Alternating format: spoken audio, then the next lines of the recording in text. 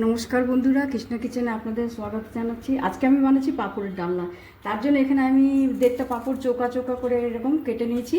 আর এখানে ওই 7-8 চামচের মতো এরকম বেসন নিয়ে নিয়েছি। এর মধ্যে আমি এখন স্বাদ মতো লবণ দিয়ে দিলাম।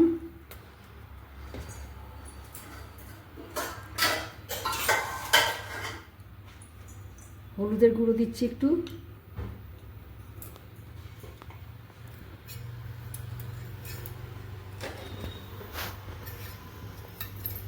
মৌরি দিচ্ছি, অল্প মৌরি দিয়ে দিলাম।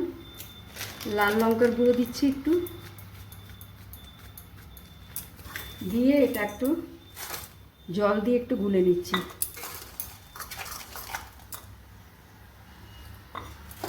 অল্প অল্প জল দিয়ে গুলতে হবে, আর একবারে বেশি জল দিলে হবে না।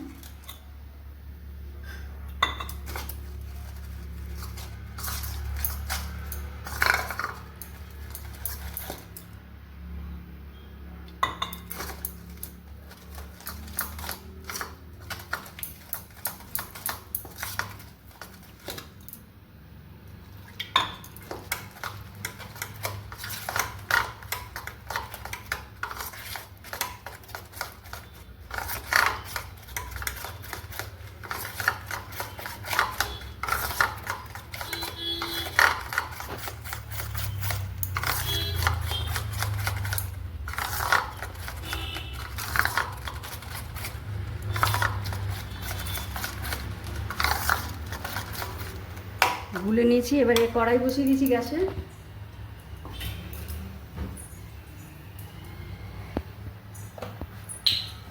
তেল দিয়ে দিলাম, সরষের তেল দিচ্ছি।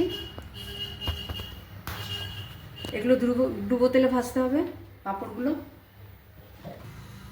তেল গরম হয়ে গেছে। এবার গোলার মধ্যে পাঁপড়গুলো আমি দিচ্ছি।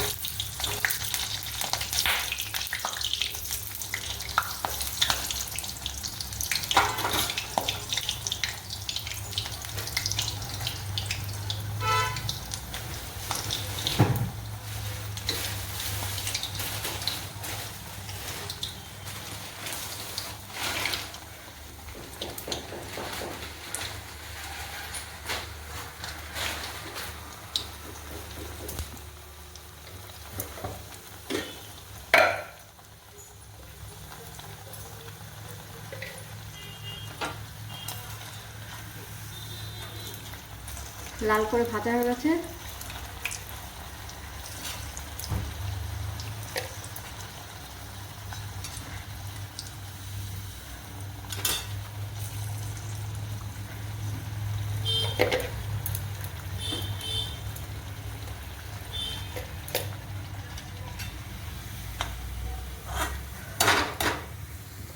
টিস্যু পেপারের উপর রাখলাম। এই যে পাঁপড়গুলো আমার সব লাল করে ভাজা হয়ে গেছে। এটা আমি একটা ক্যাসারোলের মধ্যে ঢাকা দিয়ে রেখে দিলাম। এবার তেলটা কমিয়ে এর মধ্যে আমি 2টো আলু ছোটো ছোটো করে কেটে নিয়েছি। আপনারা কম বেশি করতে পারেন, আমি দিয়ে দিচ্ছি।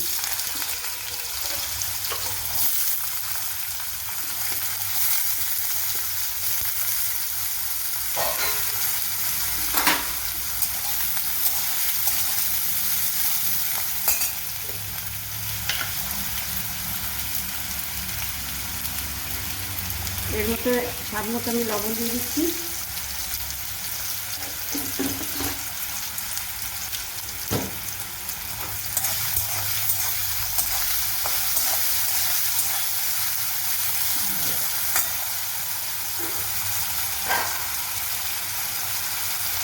হলুদের গুঁড়ো দিলাম একটু,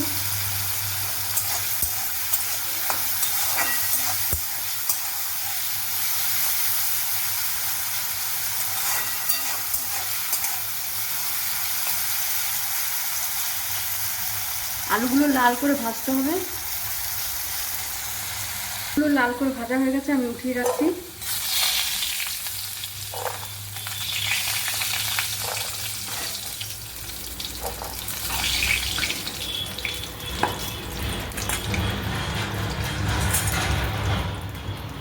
এর মধ্যে আমি জিরে ফোড়ন দিয়ে দিচ্ছি, তেজপাতা দিয়ে দিচ্ছি। এবার এখানে 1 চামচ জিরে বাটা, 1 চামচ ধনে বাটা, 1 চামচ লঙ্কা বাটা, 1 চামচ আদা বাটা, এগুলো সব শিলে বাটা মশলা, এগুলো সব আমি এক জায়গায় করে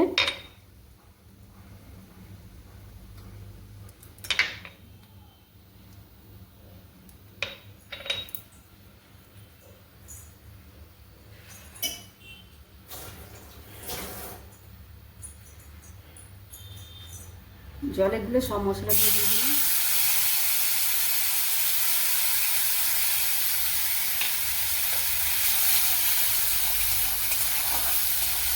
মশলাটা ভালো করে ভাজতে হবে।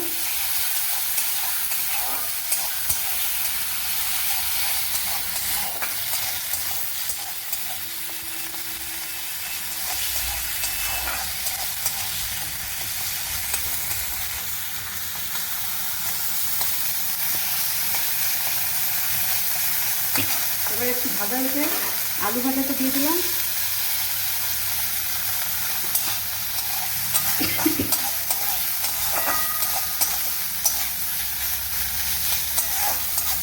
আলু ভাজার সময় আমি লবণ আর হলুদ দিয়েছিলাম, সেজন্য এখন আর দিচ্ছি না। এবার এর মধ্যে জল দিতে হবে আলুগুলো সেদ্ধ হওয়ার জন্য।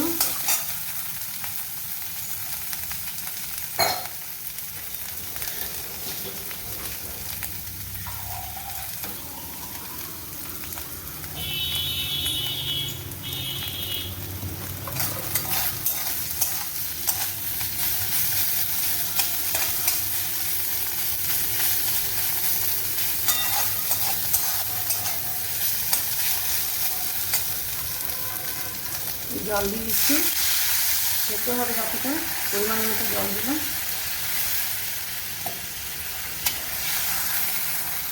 এবার একটু ঢেকে দিচ্ছি, আলুটা সেদ্ধ হোক, তারপরে দেখাচ্ছি।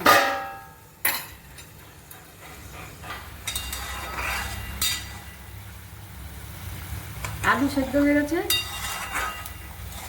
এটা ফুটে উঠেছে। এবার আমি, ঝোলটা একটু কমে এসেছে, একটু ঘন হতে হবে। এবার আমি আস্তে আস্তে এই ভাজা পাঁপড়গুলো ছেড়ে দিচ্ছি।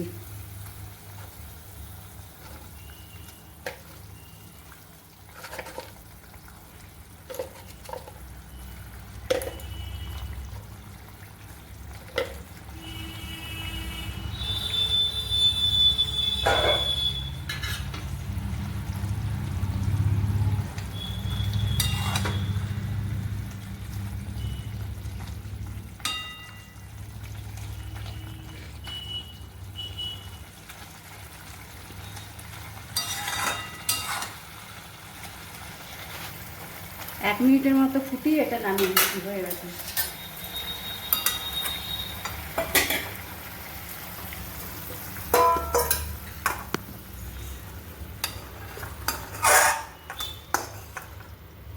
হয়ে গেল পাঁপড়ের ডালনা। আপনারা একবার হলেও বানিয়ে খাবেন, এটা গরম গরমই পরিবেশন করে খাবেন, খেতে খুবই ভালো লাগে। রুটি পরোটা সব কিছুর সাথে খেতে ভালো লাগে।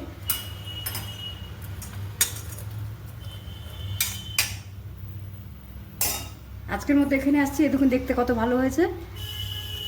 আর আমাকে লাইক শেয়ার কমেন্ট করবেন।